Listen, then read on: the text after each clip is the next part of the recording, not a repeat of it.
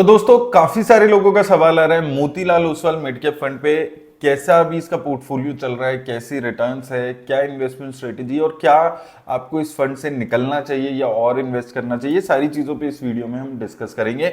और अगर आपको वन ऑन वन मेरे से डिस्कशन करना है कुछ, तो मैंने लिंक आपको डिस्क्रिप्शन में दे दिया, आप जाकर अपॉइंटमेंट बुक करा सकते हैं। अब दोस्तों सबसे पहले बात कर लेते हैं कि इसके म्यूचुअल फंड के जो पोर्टफोलियो है उसमें क्या क्या चेंजेस हुए हैं, क्या कुछ चेंज ज्यादा हुए हैं, क्या अभी स्ट्रेटेजी ये कंपनी अपना रही है। तो यहां पर मैंने इसका जो म्यूचुअल फंड का इसकी कंपनीज का पोर्टफोलियो ये सारा यहां पर डाल दिया है। अब यहां पर एक बहुत ही इंटरेस्टिंग चीज आपको देखने को मिलेगी कि कंपनी ने कुछ नई कंपनी को ऐड नहीं किया है मोतीलाल ओसवाल ने, लेकिन काफी सारी कंपनी से एग्जिट किया है, जैसे कि बालकृष्ण इंडस्ट्रीज यहां से आप देखेंगे एग्जिट कर लिया है।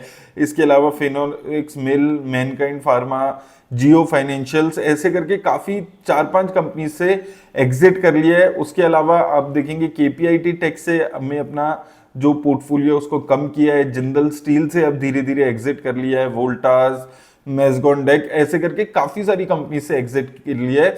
और अगर अभी का पोर्टफोलियो आप बात करेंगे तो सिर्फ 18 कंपनीज इसके पोर्टफोलियो में रह गई है, तो और ज्यादा कंसंट्रेटेड इसने अपना पोर्टफोलियो यहां पर बना लिया है। और उन कंपनीज की बात करें जहां पर इसने नए एडिशंस किए हैं, तो इन कंपनीज में इसने और पैसा अपना इन्वेस्ट किया है, जिसमें Persistent system, Kalyan Jewellers, Dixon Technologies, 197 communication, Trent, Polycab, ऐसे करके आपको लगभग ऐसी कंपनीज दिखेंगी, 11 कंपनीज ऐसी दिखेंगी जिसमें इसने और फर्दर अपने पैसा इन्वेस्ट किया है।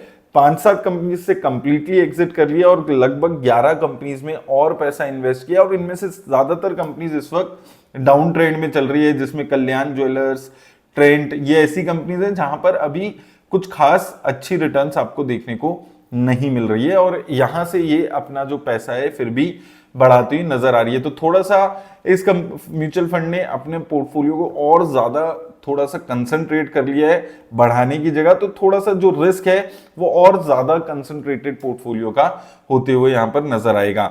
वहीं अगर हम इसकी रिस्क रेशियोज की यहां पर बात कर लें एक बारी, तो रिस्क रेशियोज में स्टैंडर्ड एविएशन 17 के आसपास चल रहा है। स्टैंडर्ड एविएशन ये दिखा रहा है कि फंड कितना वॉलेटाइल है, तो अभी भी बेंचमार्क इंडेक्स के मुकाबले ये फंड ज्यादा वॉलेटाइल आपको नजर आएगा।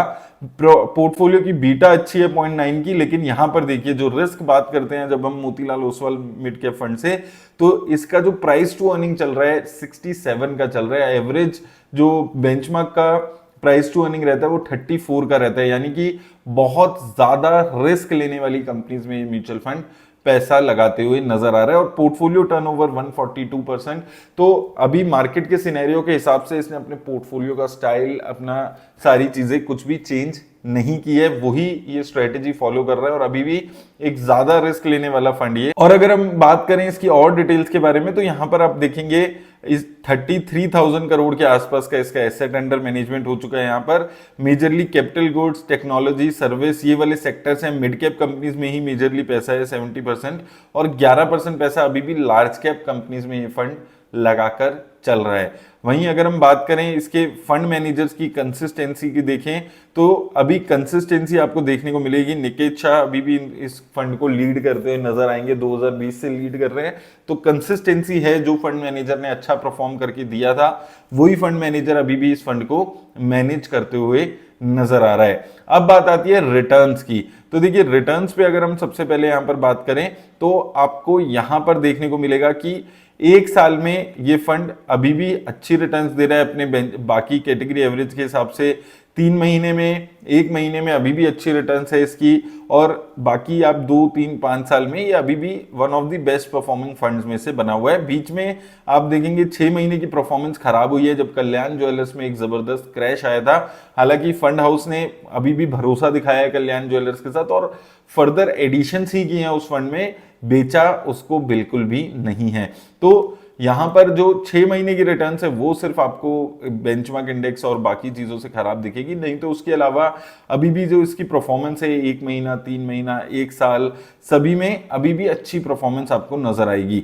वहीं अगर हम रोलिंग रिटर्न्स में भी बात करें, रोलिंग रिटर्न्स में भी 3 साल में देख लेते हैं, तो आपको एक वन साइडेड 3 साल में आपको रिटर्न्स अच्छी नजर आएगी, जहां पर ये फंड 10, 12, 15% से अपने बेंचमार्क इंडेक्स को बीट करते हुए नजर आ रहा है। तो कॉम्प्रिहेंसिवली बीट कर रहा है ये हर पैरामीटर्स पे अपने बेंचमार्क इंडेक्स को। लेकिन साथ में एक चीज याद रखिएगा, ज्यादा रिस्क लेने वाला फंड है। हमने देखा है प्राइस टू अर्निंग इसकी 67 की है एवरेज, यानी कि हाई रिस्क हाई रिटर्न वाली कंपनीज में ज्यादा पैसा लगाते हैं, और शायद यही रीजन है कि ये फंड अभी तक इतनी जबरदस्त रिटर्न्स जनरेट कर पाया है। और सिर्फ अगर आप हाई रिस्क लेने वाले इन्वेस्टर हैं तो ही आप ऐसे फंड को चूज करिएगा। बाकी अभी अगर आप देखते हैं फंड और ज्यादा कंसंट्रेटेड हो गया है, 18 कंपनीज रह गई हैं इसके पोर्टफोलियो में। सिर्फ पहले 25-26 के आसपास थी, उसको घटाकर अब इसने 18 कंपनीज का पोर्टफोलियो बना लिया है। तो यानी कि और कंसंट्रेशन हो गया, तो कंसंट्रेशन वाला जो रिस्क है वो और ज्यादा इसके साथ बढ़ जाता है। तो वो उस रिस्क को जरूर ध्यान में रखिएगा।